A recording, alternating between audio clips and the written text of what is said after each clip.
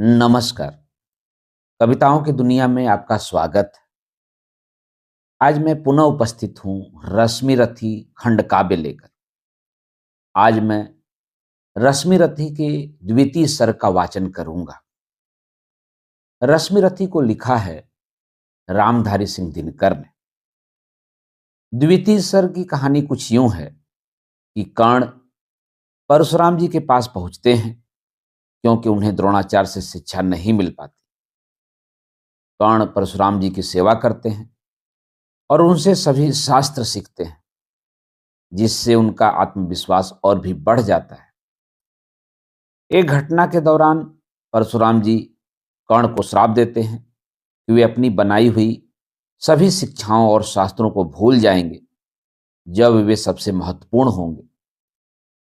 कर्ण के जाने के बाद परशुराम जी को अपनी गलती का एहसास होता है और वे कर्ण को वापस बुलाते हैं, लेकिन वे अपने निर्णय को बदल नहीं पाते। इस सर्ग में कर्ण की वीरता और उनकी परिस्थितियों से उत्पन्न संघर्ष को भी दर्शाया गया है।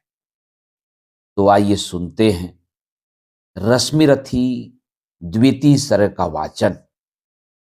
शीतल विरल एक कानन शोभित अधित का के ऊपर, कहीं उत्स प्रस्वर्ण चमकते झरते कहीं सुख निर्झर। जहां भूमि समतल सुंदर है नहीं दिखते हैं पाहन, हरियाली के बीच खड़ा है विस्तृत एक उटज पावन। आसपास कुछ कटे हुए पीले धनखेत सुहाते हैं, सशक मूस गिलहरी कबूतर घूम घूम कड़ खाते हैं। कुछ तंद्रिल अलसित बैठे हैं, कुछ करते शिशुकाल लेहन, कुछ खाते साकल्य दिखते बड़े तुष्ट सारे गोधन। हवन अग्नि बुझ चुकी गंध से वायु अभी परमाती है, भीनी भीनी महक प्राण में मादकता पहुंचाती है। धूम धूम चर्चित लगते हैं तरु के श्याम छदन, कैसे छपक रहे हों शिशु के अलसित कजरारे लोचन जैसे। बैठे हुए सुखद आतप में मृग रो मंथन करते हैं, वन के जीव विवर से बाहर हो विश्रब्ध विचरते हैं। सूख रहे चीवर रसाल की नन्ही झुकी टहनियों पर, नीचे बिखरे हुए पड़े हैं युंगुद से चिकने पत्थर। अजिन दर्भ पालास कमंडलू एक और तप के साधन, एक और हैं टंगे धनुष तुड़ीड़ तीर बरछे भीषण। चमक रहा तृणकुटी द्वार पर एक परशु आभाशाली, लौह दंड पर जड़ित पड़ा हो मानो अर्ध अंशुमाली। श्रद्धा बढ़ती अजिन दर्भ पर परशु देख मन डरता है, युद्ध शिविर या तपोभूमि यह समझ नहीं कुछ पड़ता है। हवन कुंड जिसका या उसके ही, क्या है ये धनुष कुठार। जिस मुनि की यह सुतवा उसी की कैसे हो सकती तलवार। आई है वीरता तपोवन में, आई है वीरता तपोवन में, क्या पुण्य कमाने को, या सन्यास साधना में है दैहिक शक्ति जगाने को। मन ने तन का सिद्ध यंत्र या शास्त्रों में पाया है, या कि वीर कोई योगी से युक्ति सीखने आया है। परशु और तप ये दोनों वीरों के ही होते श्रृंगार, ली न तो तप ही करता है न तो उठा सकता तलवार। तब से मनुज दिव्य बनता है, तब से मनुज दिव्य बनता है, क्षण विकार से लड़ता है तन की समर भूमि में, लेकिन काम खड्ग ही करता है। किंतु कौन नर तपोविष्ट है यहाँ धनुष धरने वाला, एक साथ यज्ञाग्नि और असी की पूजा करने वाला। कहता है इतिहास जगत में हुआ एक ही नर ऐसा, रण में कुटिल काल समक्रोधी तप में महासूर्य जैसा। मुख में वेद पीठ पर तर्कस कर में कठिन कुठार विमल, सांप और सर दोनों ही थे जिस महान ऋषि के संबल। यह कुटीर है उसी महामुनि परशुराम बलशाली का, भृगु के परम पुनीत वंशधर व्रति वीर प्रणपाली का। हाँ हाँ, वहीं कर्ण की जांघों पर अपना मस्तक धरकर सोए हैं तरुवर के नीचे, आश्रम से किंचित हटकर। पत्तों से छन छन कर मीठी धूप माघ की आती है, पड़ती मुनि की थकी देह पर और थकान मिटाती है। कर्ण मुग्ध हो भक्ति भाव में मग्न हुआ सा जाता है, कभी जटा पर हाथ फेरता, पीठ कभी सहलाता है। चढ़े नहीं चींटियां बदन पर, पड़े नहीं तृणपात कहीं, कर्ण सजग है, उटच जाए गुरुवर की कच्ची नींद नहीं। वृद्ध देह तब से कृसकाया, उस पर आयुध संचालन, हाथ पड़ा श्रम भार देव पर, असमय यह मेरे कारण। किंतु वृद्ध होने पर भी अंगों में है क्षमता कितनी, और रात दिन मुझ पर दिखलाते रहते ममता कितनी। कहते हैं वो वत्स पुष्टिकर भोग न तू यदि खाएगा, मेरे शिक्षण की कठोरता को कैसे सह पाएगा। अनुगामी यदि बना कहीं तू, खान पान में भी मेरा सुख जाएगा लहू, बचेगा हड्डी भर ढांचा तेरा। जरा सोच कितनी कठोरता से मैं तुझे चलाता हूं, और नहीं तो एक पाव दिन भर में रक्त जलाता हूं। इसकी पूर्ति कहां से होगी बना अगर तू सन्यासी, इस प्रकार तो चबा जाएगी तुझे भूख सत्यानाशी। पत्थर सी हो मांसपेशियां, लोहे से भुजदंड अब है, नस नस में हो लहर आग की, तभी जवानी पाती जय। विप्र हुआ तो क्या रखेगा रोक अभी से खाने पर, कर लेना घनघोर तपस्या वह चतुर्थ के आने पर। ब्राह्मण का है धर्म त्याग, पर क्या बालक भी त्यागी हो। जन्म सात शिलोच्छ वृत्ति के ही क्या वे अनुरागी हो। क्या विचित्र रचना समाज की, गिरा ज्ञान ब्राह्मण घर में, मोती बरसा वैश्य वेश में, पड़ा खड्ग छत्री कर में। खड्ग बड़ा उद्धत होता है, उद्धत होते हैं राजे, इसीलिए तो सदा बनाते रहते वे रण के बाजे। और करे ज्ञानी ब्राह्मण क्या, असी विहीन मन डरता है, राजा देता मान भूप का वह भी आदर करता है। सुनता कौन यहाँ ब्राह्मण की, करते सब अपने मन की, डुबो रही सोणित में भूको, भूपों की लिप्सा रण की।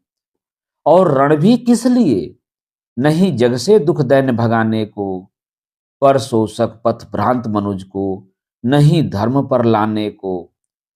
रण केवल इसलिए कि राजे और सुखी हों मानी हों, और प्रजाएं मिले उन्हें वे और अधिक अभिमानी हों।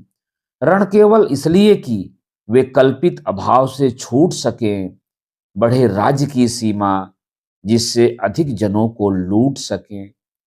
रण केवल इसीलिए कि सत्ता बढ़े पत्ता डोले, भूपों के विपरीत न कोई कहीं कभी कुछ भी बोले। ज्यों ज्यों मिलती विजय हम नरपति का बढ़ता जाता है, और वह जोर से समाज के सिर पर चढ़ता जाता है। अब तो यह दशा है कि जो कुछ है वह राजा का बल है। ब्राह्मण खड़ा सामने केवल, लिए शंख गंगा जल है। कहाँ तेज ब्राह्मण में अविवेकी राजा को रोक सके, धरे कुपथ पर तभी पांव वह तत्क्षण उसको टोक सके। और कहे भी तो ब्राह्मण की बात कौन सुन पाता है, यहाँ रोज राजा ब्राह्मण को अपमानित करवाता है। चलती नहीं यहाँ पंडित की, चलती नहीं तपस्वी की, जय पुकारती प्रजा रात दिन, राजा जय यशस्वी की। सिर था जो सारे समाज का वही अनादर पाता है, जो भी खिलता फूल भुजा के ऊपर चढ़ता जाता है। चारों ओर लोभ की ज्वाला, चारों ओर भोग की जय, पाप भार से दबी धसी जा रही, धरा पल पल निश्चय। जब तक भोगी भूप प्रजाओं के नेता कहलाएंगे। ज्ञान त्याग तप नहीं, श्रेष्ठता का जब तक पद पाएंगे। असन वसन से हीन दीनता में जीवन धरने वाले, सहकर भी अपमान मनुजता की चिंता करने वाले। कवि कोविद विज्ञान विशारद, कलाकार पंडित ज्ञानी, कनक नहीं कल्पना ज्ञान, उज्जवल चरित्र के अभिमानी। इन विभूतियों को जब तक संसार नहीं पहचानेगा, राजाओं से अधिक पूज्य जब तक न इन्हें वह मानेगा। तब तक पड़ी आग में धरती, तब तक पड़ी आग में धरती इसी तरह कुलाएगी। चाहे जो भी करे, दुखों से छूट नहीं वह पाएगी। थकी जीभ समझाकर गहरी लगी ठेस अभिलाषा को, भूप समझता नहीं और कुछ छोड़ खड्ग की भाषा को। रोक टोक से नहीं सुनेगा, नृप समाज अविचारी है। ग्रीवावर निष्ठुर कुठार का यह मदान्ध अधिकारी है। इसीलिए तो मैं कहता हूं, अरे ज्ञानियों खड्ग धरो, हर न सका जिसको कोई भी। भूखा तुम त्रास हरो, भूखा वह तुम त्रास हरो, भूखा वह तुम त्रास हरो। नित्य कहा करते हैं गुरुवर, खड्ग महाभयकारी है। इसे उठाने का जग में हर एक नहीं अधिकारी है। वही उठा सकता है इसको जो कठोर हो कोमल भी, जिसमें हो धीरता वीरता और तपस्या का बल भी। वीर वही है जो कि शत्रु पर जब भी खड्ग उठाता है, मानवता के महागुणों की सत्ता भूल न जाता है। सीमित जो रख सके खड्ग को, पास उसी को आने दो। विप्र जाति के सिवा किसी को मत तलवार उठाने दो। जब जब मैं सर चाप उठाकर कर्तव्य कुछ दिखलाता हूं, सुनकर आशीर्वाद देव का धन्य धन्य हो जाता हूं। जियो जियो अय वत्स, तीर तुमने कैसा यह मारा है। दहक उठा वन उधर, इधर फूटी निर्झर की धारा है। मैं शंकित था, ब्रह्मवीरता मेरे साथ मरेगी क्या। मैं शंकित था, ब्रह्मवीरता मेरे साथ मरेगी क्या। परशुराम की याद विप्र की जाति न जुगा धरेगी क्या। पाकर तुम्हें किंतु इस वन में मेरा हृदय हुआ शीतल। तुम अवश्य ढोओगे उसको मुझ में जो है तेज अनल। जियो जियो ब्राह्मण कुमार, तुम अक्षय कीर्ति कमाओगे। एक बार तुम भी धरती को निश्छत्री कर जाओगे। निश्चय तुम ब्राह्मण कुमार हो, कवच और कुंडलधारी। तब कर सकते और पिता माता किसके इतना भारी। किंतु हाय ब्राह्मण कुमार, सुन प्राण कांपने लगते हैं। मन उठता धिक्कार, हृदय में भाव ग्लानि के जगते हैं। गुरु का प्रेम किसी को भी क्या ऐसे कभी खला होगा। और शिष्य ने कभी किसी गुरु को इस तरह छला होगा। पर मेरा क्या दोष, हाय मैं और दूसरा क्या करता। पी सारा अपमान द्रोण के मैं कैसे पैरों पड़ता। और पाव पड़ने से भी क्या गूढ़ ज्ञान सिखलाते हुए। एकलव्य सा नहीं अंगूठा क्या मेरा कटवाते हुए। हाय कर्ण, तू क्यों जन्मा था, जन्मा तो क्यों वीर हुआ। कवच और कुंडल भूषित भी तेरा अधम शरीर हुआ। धस जाए वह देश अतल में, गुड़ की जहां नहीं पहचान। जाति गोत्र के बल से ही आदर पाते हैं जहां सुजान। नहीं पूछता है कोई तुम व्रती वीर या दानी हो। सभी पूछते मात्र यही, तुम किस कुल के अभिमानी हो। मगर मनुज क्या करे, जन्म लेना तो उसके हाथ नहीं। चुनना जाति और कुल अपने बस की तो बात नहीं। मैं कहता हूं, अगर विधाता नर को मुट्ठी में भरकर कहीं छीट दे ब्रह्मलोक से ही नीचे भूमंडल पर, तो भी विविध जातियों में ही मनुज यहां आ सकता है। नीचे हैं क्यारियां बनी तो बीज कहां जा सकता है। कौन जन्म लेता किस कुल में, आकस्मिक ही है यह बात। छोटे कुल पर किंतु यहां होते तब भी कितने आघात। हाय जाति छोटी है तो फिर सभी हमारे गुण छोटे, जाति बड़ी तो बड़े बने वे, रहें लाख चाहे खोटे। गुरु को लिए कण चिंतन में था, जब मग्न अचल बैठा, तभी एक विष कीट कहीं से आसन के नीचे बैठा। वज्र दष्ट वह लगा कर्ण के, उरु को कुतर कुतर खाने, और बनाकर छिद्र मांस में मंद मंद भीतर जाने। कर्ण विकल हो उठा, दुष्ट भौरे पर हाथ धरे कैसे, बिना हिलाए अंग कीट को किसी तरह पकड़े कैसे। पर भीतर उस धसे कीट तक हाथ नहीं जा सकता था, बिना उठाए पांव शत्रु को कर्ण नहीं पा सकता था। किंतु पांव के हिलते ही गुरुवर की नींद उतट जाती, सम गई यह सोच कर्ण की, भक्ति पूर्ण विहल छाती। सोचा उसने, अतः कीट यह पिए रक्त पीने दूंगा, गुरु की कच्ची नींद तोड़ने का पर पाप नहीं लूंगा। बैठा रहा अचल आसन से, कर्ण बहुत मन को मारे, आह निकाले बिना शिला सी सहनशीलता को धारे। किंतु लहू की गर्म धार जो सहसा आन लगी तन में, परशुराम जग पड़े रक्त को देख हुए विस्मित मन में। कर्ण झपट कर उठा इंगितों में गुरु की आज्ञा लेकर, बाहर किया कीट को उसने छत में से उंगली देकर। परशुराम बोले, शिव शिव, तूने यह की मूर्खता बड़ी, सहता रहा चल जाने कब से ऐसी वेदना कड़ी। तनी लजाकर कहा कर्ण ने, नहीं अधिक पीड़ा मुझको, महाराज क्या कर सकता है यह छोटा कीड़ा मुझको। मैंने सोचा हिला डुला तो वृथा आप जग जाएंगे, क्षण भर को विश्राम मिला जो नाहक उसे गवाएंगे।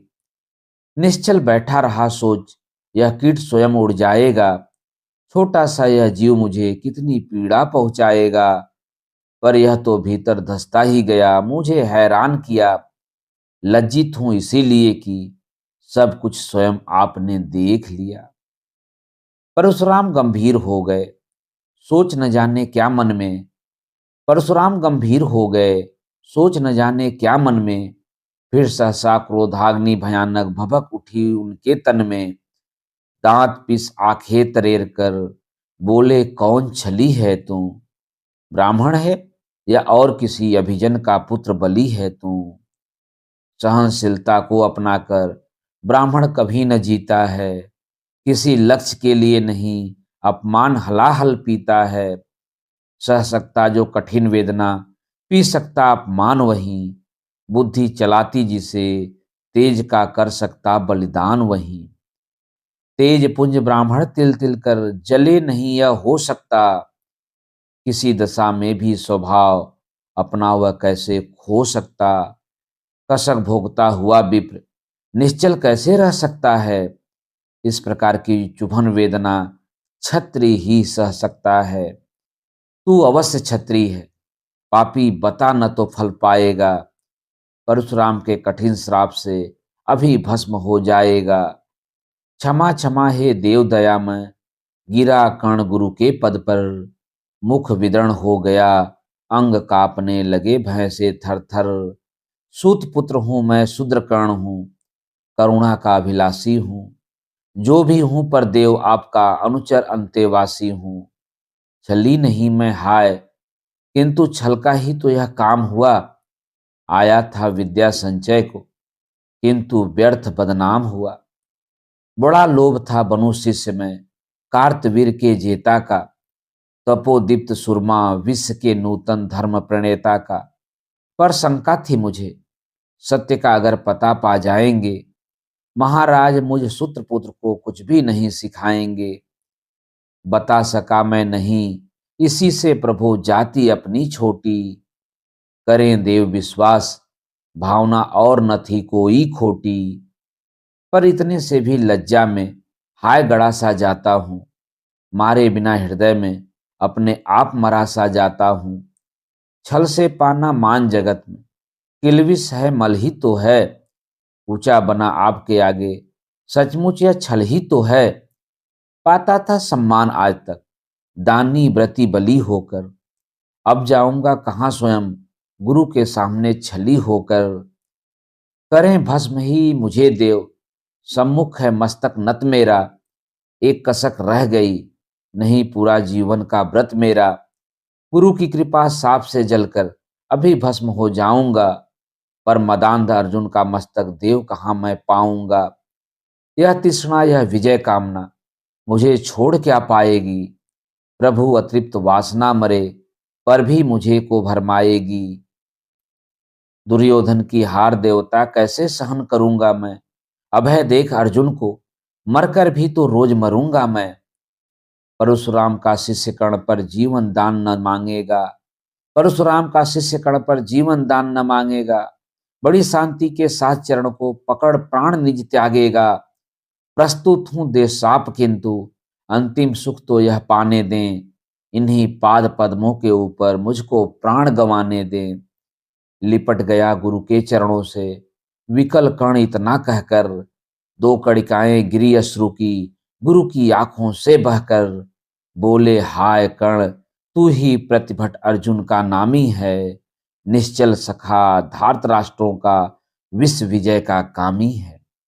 अब समझा किस लिए रात दिन तू वैसा श्रम करता था।